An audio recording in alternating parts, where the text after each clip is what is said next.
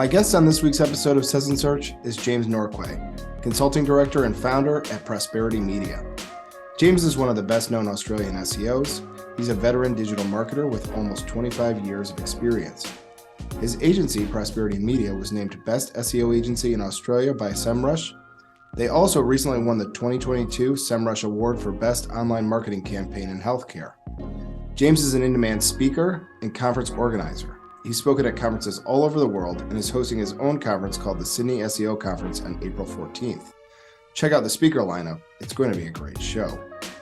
James recently updated and published a list of statistics about SEO and content marketing. We're going to start our conversation talking about all of his findings and why SEO is often overlooked for perceived quick wins in marketing. Grab something cold to drink and join me for a conversation with James Norquay. We'll talk about a really interesting use case he has for ChatGPT. We'll talk about the upcoming Google Analytics 4 transition, and we'll spend a little time talking about the growing share of mobile search. All right, James, welcome to Suds Search. How are you doing today? Yeah, very good. Thank you for having me, Mark. I'm glad to have you on. I appreciate you coming to me all the way from Australia. One of the things I wanted to ask you, right on the heels, you've released several blog posts for 2023. One of them that caught my attention was about Australian SEO and content marketing statistics. So there are sort of two pieces here. There's an internet statistics and then an SEO and content marketing statistics. You know, I was looking for anything that might be different in Australia than the US where I'm based. And I think one of the things that I noticed was the share of desktop versus mobile surprised me. The States were very mobile heavy. In most industries, even sleepy industries, we'll see with our clients more mobile traffic than desktop. But you mentioned that there's a pattern emerging with more and more mobile going. How would you characterize that platform market share as we sit here currently in Australia? So yeah, those two statistic articles that you saw on our site, that was just some old content that we've been updating for 2023. So yeah, I just went through the other day. We're just trying to refresh some of the articles.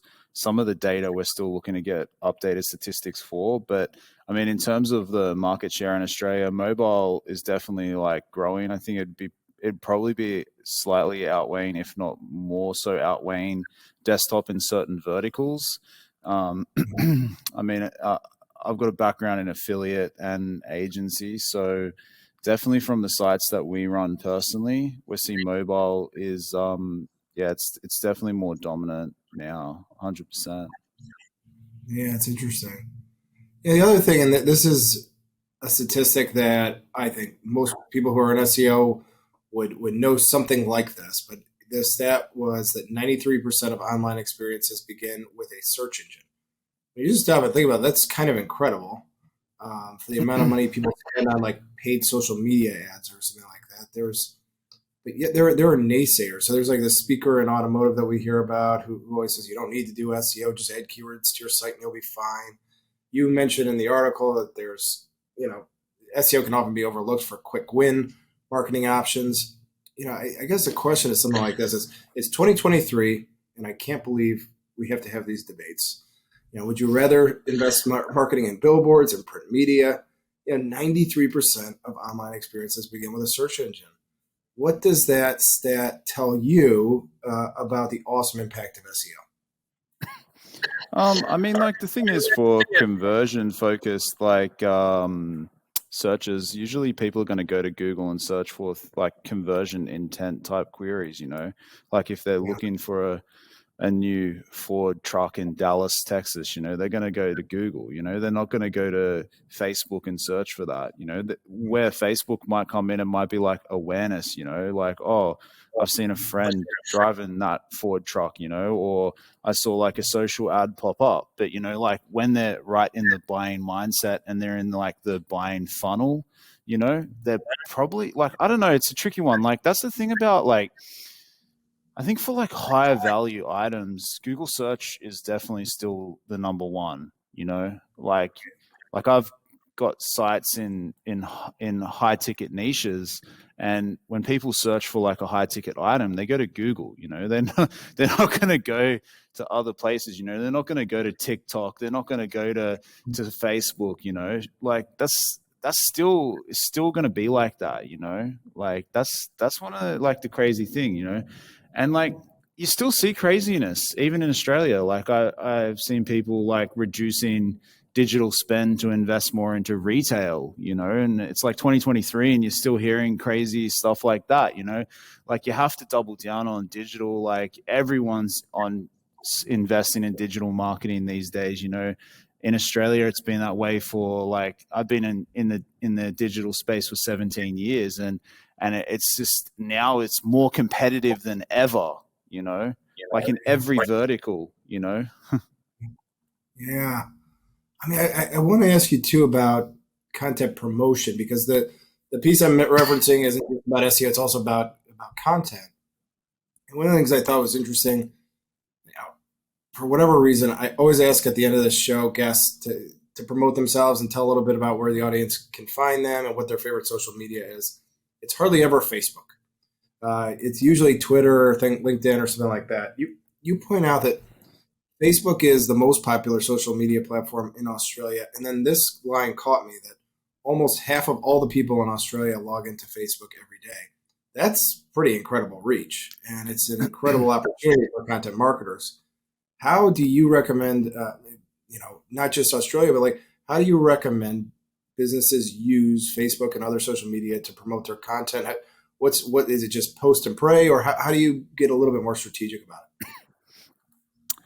Well, the thing about our company is we only specialize in SEO and content. So, I mean, we do a little bit of content promotion, but usually it's like from a content promotion point of view, like we might have like, say for example, some of those statistic articles that you've seen or other other data driven articles, and then we might run like paid ads to the content piece, or we might go onto to Facebook and set up like a targeted audience for that content as well.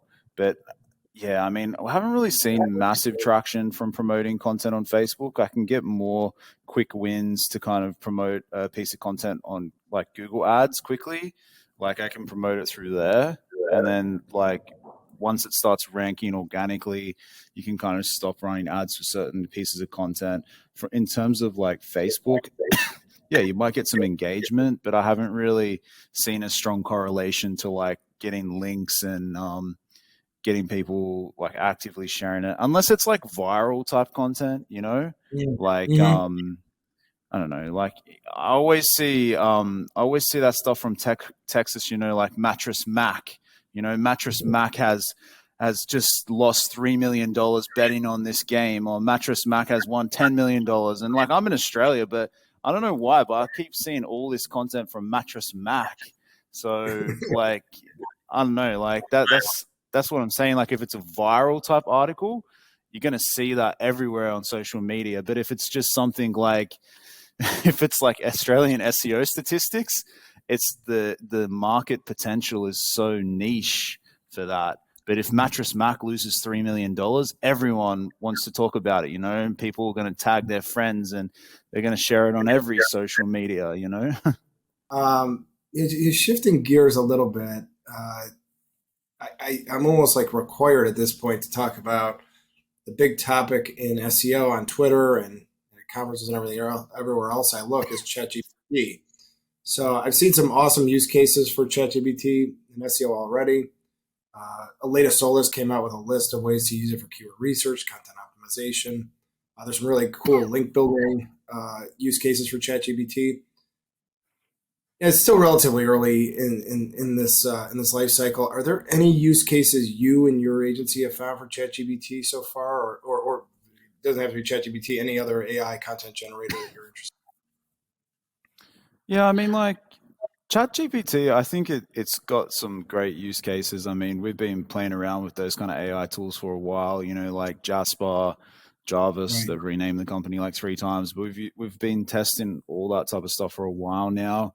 In terms of ChatGPT, actually, even yesterday, I was just playing around with some stuff, and one tactic. This is something that any agency owner can use. Is like what I did was I just put in like ChatGPT. I was like, write uh, um, a follow up message for a lost SEO lead. So I got ChatGPT to write like a sales follow up email, But like what they produced was it was probably 80% good. And then I went in and edited it. And then what I did was I looked at anyone where we had over the last 2 years, we had lost leads. And then I used that email template to just smash out like, I don't know, like 80 emails or something like that for like lost leads it was probably like the last 18 months, 2 years, kind of just quickly just send out emails like that. We've already got like in the last kind of 12 hours, we got a couple of solid replies from that. So stuff like that, I think from like writing sales emails and things like that, there's some opportunity. In terms of writing SEO content, I'd be very careful because like the stuff that ChatGPT pushes out, it's very similar, you know. And the funny thing, over Christmas, my wife, her dad is like a specialist doctor, and I was showing him Chat GPT, and I was like, can you start running some queries like medical stuff? And it was funny to see what he was searching for. Like, he's the first thing he searched was like, how do you keep government officials happy? And then it showed an answer, and then he wrote, how do I keep my wife happy? And then he said to me, he goes, the answers are very similar, you know. So I Wow. think that is a massive downfall of ChatGPT. Is like once you start getting into the weeds of it, it's very similar, a lot of the content. I mean, the other risk that you have is if you're pumping out content and people just think, oh, I'm going to jump on ChatGPT, I'm going to pump out 50 articles for my site, but then the next person who's in the same niche pumps out the same shit, you know, and then Google has AI detection, you know, there's a whole bunch of like ChatGPT detection tools on the market. So yeah, I wouldn't use it for content. I mean, I'd use it for keyword research ideas. I'd use it for sales emails. I'd use it for like doing regex quickly. I mean, I probably wouldn't mess around with doing it for like robots.txt and stuff like that because I see people talking about stuff like that. You probably want to do that manually. Yeah, but it's cool. It's a cool tool, but I just feel like, is it going to take over Google search? No. Like once you start getting people in the general public or more sophisticated searchers to use it, they're not blown away by it. But SEOs, they're people say, oh, it's gonna destroy SEO. It's gonna do this. I don't think it will. Like I think it's just gonna be like another avenue. You know, that's my thoughts. But yeah.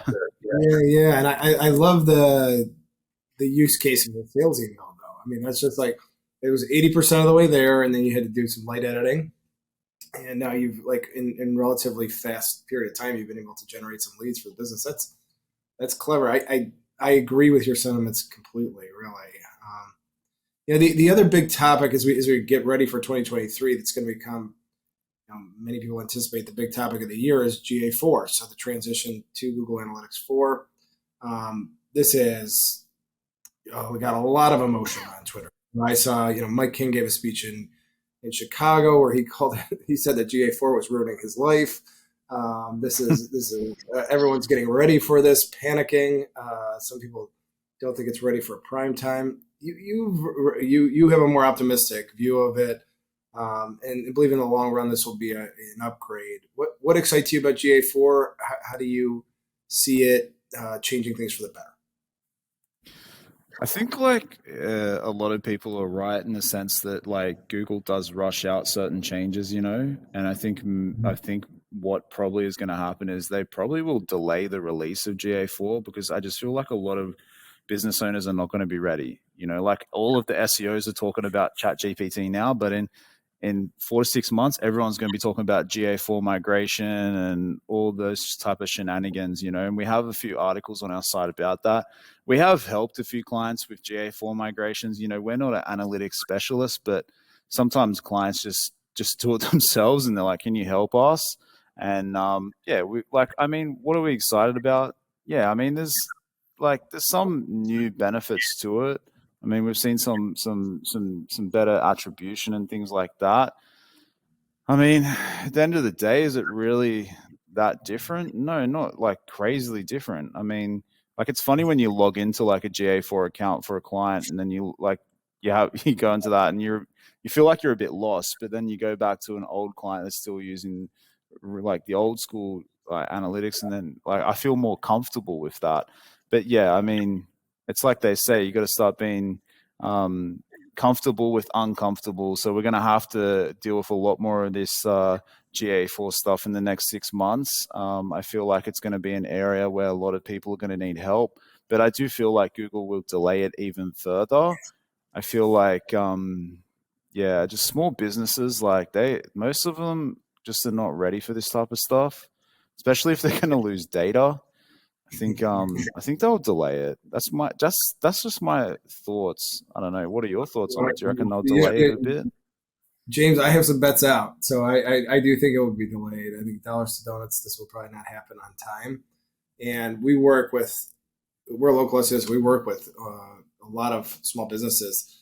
I'm going to tell you, like, nobody's like, unless you're with an agency, you're probably not ready for this. And so a whole bunch of small businesses are going to be shocked when this occurs. And so the learning curve will be extreme. And I think delaying it is probably the most likely move at this point.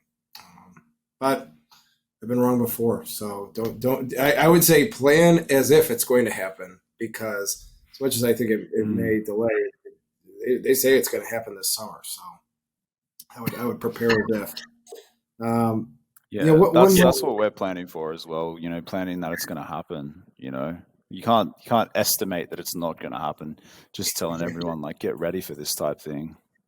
Yeah, right. So just you can have your stuff running on it right now. It's not continue to use the existing version of Google Analytics you've always used, but just start collecting data. It should be happening already.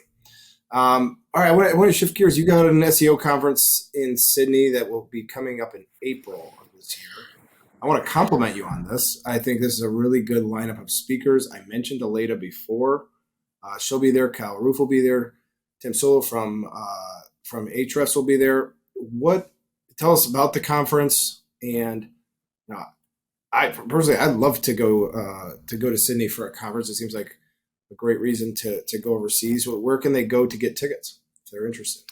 So we've got a page on our website, prosperitymedia.com.au / I think it's like Sydney-SEO-conference. I mean, just search for Sydney SEO conference and you can find the Eventbrite link in Google. And I mean, like, we've got, it's just a day. Like, we've run events before. Our last conference that we ran, we had like Matt Diggity, we had Bernard from ClearScope, we had we had, like, I don't know if you know Jared Codlin. He's like the world's best growth hacker. He's actually a legitimate growth hacker. So we've done conferences in the past, but then the next event on April 14th, we're trying to have about 200 to 250 people come down in Sydney. We're trying to make it affordable. The problem with a lot of events in Australia is they're like super expensive. They're like $1,000, $2,000. And the thing that I always remember when I was younger and I was working in an agency and I was always like, oh, can I go to a conference to my boss? And then they were like, no, because it was like $2,000, and then they said, if you speak at the event, we'll let you go. So I ended up doing that. But then that's what I wanted to do now, is try to make a more affordable event, make it around 300, 350, rather get the punters in, get young SEOs and young search marketing professionals an opportunity to attend their first event. Just give people, like, give back to the community. Like, you don't run conferences to make money. Like, the amount of money it costs from like venue hire and just all the other shenanigans that go in with planning an event, like, you're lucky to break even, like, I have to sell a lot of tickets to break even at this lower price point. But that's the plan. Like, and we've done it before. I've had experience running over 70 SEO events in the past. So we're not new to events, but I think it's going to be a good event. We've got some really good international speakers coming down. We've got some really good local speakers as well. We've got a couple of local speakers that people overseas might not know about, but I just know them from like just from the industry. Like, we've got a guy who runs like one of the world's largest Forex affiliate sites. So he's dominating on a global level for Forex. So he's going to be doing a talk. We've got a guy talking about programmatic SEO, one of my friends. We've got a whole range of different speakers coming down. It's all going to be SEO focused. It's going to appeal to anyone. You know, if you're an agency SEO, if you're someone doing paid search and you want to learn about SEO, if you're in house as a digital marketing manager and you want to learn more about SEO, yeah, it's super SEO focused. There's not many search marketing events in Australia. I think there's like a handful of events, but a lot of them are smaller. The other big one is Digital Marketers Australia, which is also a really good event. I know the guy that runs that down in Melbourne. That's a really good event too. But yeah, no, it's going to be fun. All right, we'll link to it in the show notes, but make sure to check it out. I think that's going to be a killer event. 70 events you've done, man. God bless you. But I'm saying 70 events, but some of them are smaller, you know, like little meetup, you know, with like 50 people rocking up and it's just one talk. In terms of like bigger whole day events, we've only done like 4 or 5, but once you do a handful, you start to know what you need to do to run the event and like, yeah, just it's like clockwork.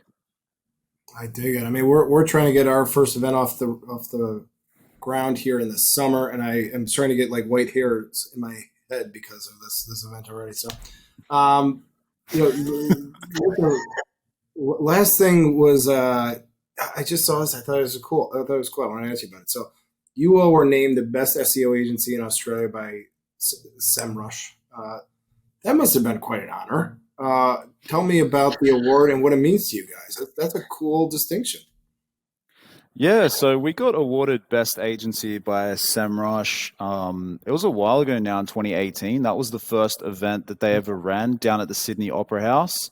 So we had to submit our award. You had to submit like, I think it was 6 or 7 case studies. You had to give all this information about what's good about your agency, what are you doing in the industry that's different. It's pretty thorough. That's what I like about the SEMrush Awards. They have like a judging panel of like a whole bunch of people that actually work in SEO, in-house agency side. So they're pretty damn thorough. They'll go through your client case studies. They'll check testimonials. And it was really good because we were up against like really big holding companies. And I mean, like our team's not that big, like we're only around 20 people. So to beat like holding companies with thousands of staff, it was a good one. And I mean, like it was good because it was at the Opera House, you know, like it's a really good venue.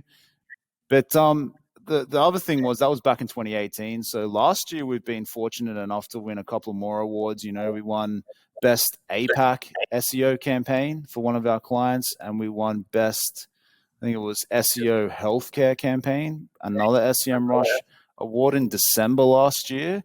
So we're trying to win fresh awards because like sometimes you go for a pitch and you're like, oh, we were awarded Best Agency in 2018, but then people will be like, well, that was back in 2018. What have you won in the last 5 years? But then now we're like, boom, boom, boom, we won these, you know. So I mean, awards, like, do they really matter? Not so much. I think they matter for like client pitches. Like they're good because when you go into a pitch and you're up against other agencies and you can say, oh, we've won these awards, I think it's really good for the team as well. Yeah, so like the team gets pumped up, you know, like that their campaign has won, and we do like bonuses if someone wins an award.